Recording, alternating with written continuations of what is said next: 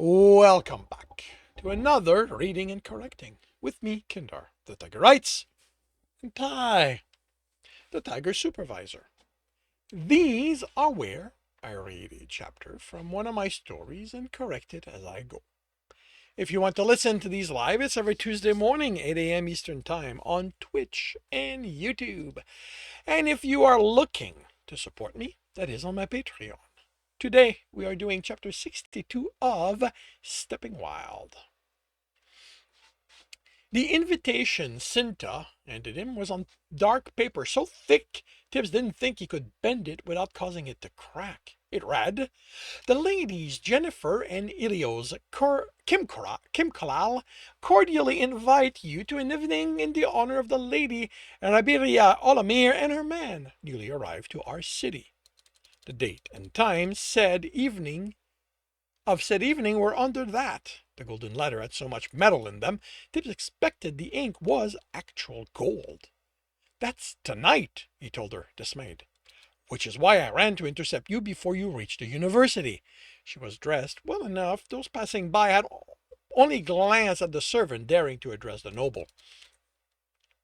Tibbs had left the noble's home to change before any of the usual visitors showed up, and for her to be here so quickly meant this delivery had happened not long after that. Charlie and Uzuma, this wasn't the place for them to work out what this meant, even if he wanted to demand how it could have happened. They're waiting at a tavern not far from here. "I don't see what the problem is," Charlie said once Tibbs and Cinta told them about the invitation. They'd taken one of the small back room, and Tibbs etched air to keep their words from spreading beyond the walls as soon as he'd entered. "You get to prance in front of more nobles." "Not more," she corrected, "instead of." "Still don't see the problem." "I don't know that layout of that house," Tibbs said, then focused on Cinta. "You said the Febrans were who was doing this."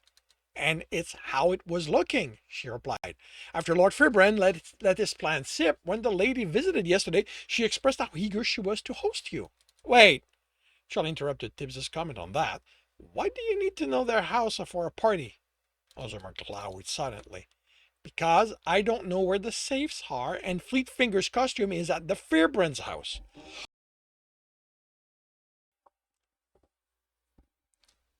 Do you have another one?" she asked, while Charlie looked more confused. "Yes, but there's no way I can hide it in there in time." "In there in time? What are the chances you can convince the Fibran to still have their party?" Ozama asked. "Why wouldn't they have it?" the fighter asked, sounding desperate. Can one of you tell me what the abyss is? What the abyss is the problem here?" Tibbs nodded to Cinta. He knew enough about Noble to understand the problem, but nowhere near enough to explain it.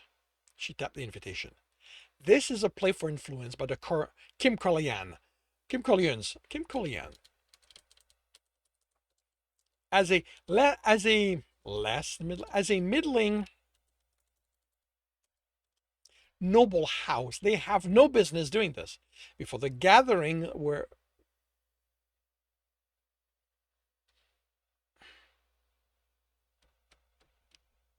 Lord Fibran let it slip, servants would have carried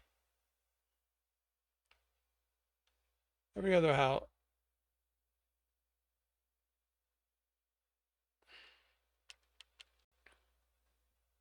Oh, I see. Okay. Before the gathering where Lord Fibran let it slip, servants would have carried the news to every other house, establishing who would host us. Because of how important they are, they marked us as important. By stealing us away from the Fibran, the Kim Kullian are trying to say they are more important. "Then we don't go," Shirley said. They aren't the target." She took a new card from a pocket. The paper was cream, the letters the dark of good quality ink. The two looked very similar to the paper and ink the announcement of their arrival had been on. "They've made it impossible to refuse. The Lady Olamere and her man are touched by the honor accorded to them by the ladies and are eager to officially meet the people of this fine city." That was with the invitation. Charlie turned the paper over, still confused. "Why did you accept it?" "I didn't." He frowned and passed the card to Uzuma, who looked displeased. Isn't that the paper we got? She sighed. They probably had one of their guards take a few pages from the office along with a pot of ink. Typical.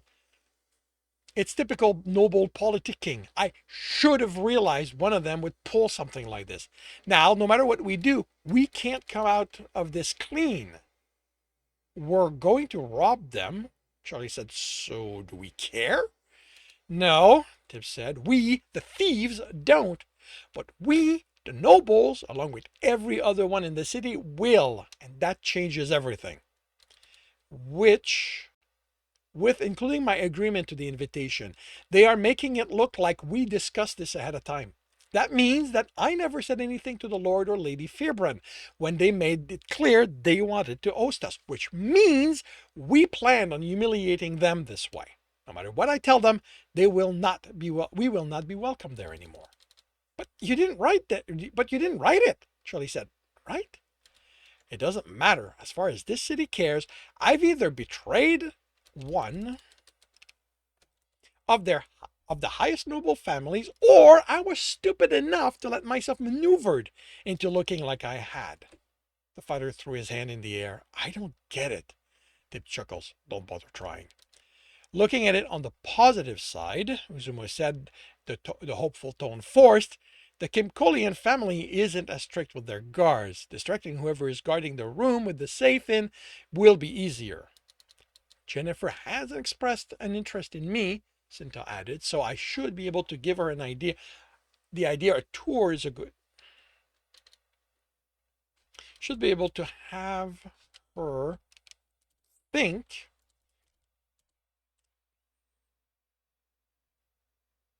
a tour is a good idea.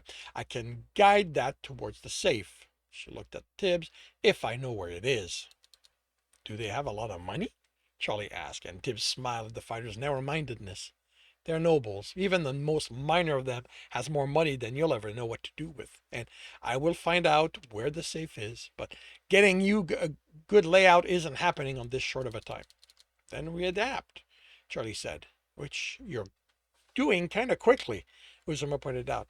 What am I going to do? Cry because the plan isn't going as I wanted? No plan of mine's ever gone as how I wanted. You make plans? The archer asked, surprised. The fighter grinned. Not anymore. There's the problem of becoming Fleet Fingers, Tip said. Without the costume hidden in the house, I'll have to wear it under Hearn's getup, and getting out of that isn't easy. Just cut it off, Uzuma said.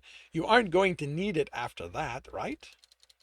I can only do that if I can get away from everyone for long enough. Properly made noble clothing doesn't just slice off. All they need was long enough to use an etching, but they didn't know that, and even that wouldn't be as fast as he'd liked. And he added as he realized something else. I'm going to have to wear city folks on the clothing under that. Ern can make alterations to the noble's clothing, Sinta said. Making them pull apart is a quick change trick in the theater, where actors have to play more than one role. I'll send word, and he'll already be working on that by the time you return from looking over the Kim Colial's house. Then it'll be easy for you to get out of those when it's time. Not too easy, I hope. He headed out to make the best plan of a house, using only sensing the elements that made it. Tibs entered the theater and asked after Sistro, with the first person he saw. He entered the office without announcing himself, and the man behind the desk was up, looking ready to complain with the sword he was pulling out of the scabbard, leaning against it. He paused as the person turning pleased. Sorry, Tibs said. I'm in a hurry. I need your help. Of course. With the assistance you have provided us, Thibault, I'm happy to help. He motioned to the chair, but Tibs only rested his hands on its back. How can I do that? As succinctly as he could, Tibs explained what he'd need from the theater, and the man's expression turned grim. There are 2 safes, he said, laying the rough sketches he'd done. The largest one is on the ground floor in the kitchen. He tapped the wall, in the back wall of the pantry. It's going to have to be the one you go for, because it's the largest. So it'll have the most of their money. Fleet Fingers will from that by going after the one there. He tapped the bedroom on the third floor. Uzuma looked over the sketches. How do you know where they are? Checking through windows, and in this case, he tapped the pantry because the wall between it and the eating room is too wide. It's hiding something, and a safe is the only thing it can be. Okay, Charlie said, trying to appear like he was studying the layout. I can see how Cinta will get in there since it's a discreet place for her and that lady to get intimate. But how are we opening the safe? Thibault is the only one of us who can open locks, and he's going to be busy being fleet fingers. Tibbs looked at Uzuma, who shook his head. If I have time, I can open some locks, but I don't know this one, and nobles will have something too complicated for me to manage under this pressure. Cinta smiled. That won't be a problem. Getting people to do what I need them to is what I excel at. She will open it for us and think it was her idea. If the group you are with, if the group you are, if the group of you, oh, if the group of you are done with your machinations, Ern said impatiently from the other side of the room, I need Thibault so I can make sure no one notices what he's wearing underneath. Tibbs sighed, not looking forward to standing still for the rest of the day. Presenting, the majordomo announced, loudly enough Tibbs had to keep from wincing, the Lady Olimere and her man. Everyone in the large room turned to face them, then parted to let the ladies Kim Kolial step forward. Tib used his worry over the early evacuation of the house to distract him from this feeling of certainty the nobles could tell alteration had been made to his clothing. My dears, Jennifer greeted them, we are honored you decided to join us. How could we refuse you? Cinta replied, and the two gave each other mock kisses on the cheeks. When they parted, the looks weren't pleased. Cinta told them she'd have to act angry at the manipulation and then let Jennifer convince her it was for her benefit. The other woman looked utterly amused. The discomfort he felt at Louise's smile, as Elio's smile at him, was caused more by the heat accumulating under all the layers than the cunning in her eyes. She was certainly pleased with that they had outmaneuvered everyone. My lady, my lord, she greeted them, oblivious to or uncaring about the anger in Cinta's eyes. Let us introduce you to Brocentia's gentle nobility. Tibbs nearly rolled his eyes at that comment. Then he and Cinta were paraded before the attending nobles. More of them were present than he'd expected. Even some of the high noble families were represented, based on the crest he recognized on some of the clothing, fabric versions sewn into the vest. Possibly the only way to identify which family they were with, since they weren't the head of the household. This would be their attempt at appeasing the Fierbrand, he thought, while positioning themselves to be in the Kim Kolial's good grace if this ploy worked in their favor.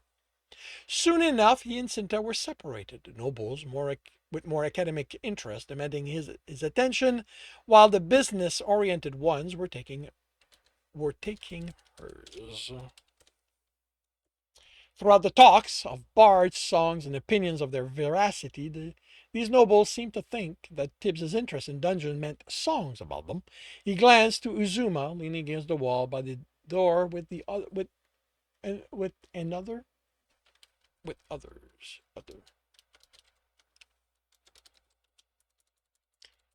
of the nobles' guards. The Kim Kolial's last strict attitude with the attitude stretched to letting them watch from the walls. He would give Tibbs the signal to excuse himself when Cinta and Jennifer had left. The large number meant the room was packed tight and made it difficult to keep from being jostled by the others, along with juggling, giving the impression he cared about what the nobles thought and keeping an eye on Cinta and Uzuma. It almost felt like they were crowding him on purpose. And then, after yet another bumping into him, came the sound of seams ripping, and Tibbs sensed the fabric falling off his shoulders. And that concludes chapter 62 of Stepping Wild. If you are enjoying this, please leave a like. If you want to know when the next chapter will be up, subscribe and hit the bell. If you want to read this story, it is available for free on Royal Road. And if you want to read ahead of that and support me in the process, that is on Ream Story, where we're well beyond the 12 chapters ahead. And if you want to listen to these live, it's every Tuesday morning, 8 a.m. Eastern Time on Twitch and YouTube. Links are in the notes. And with that, I shall wish you a good day.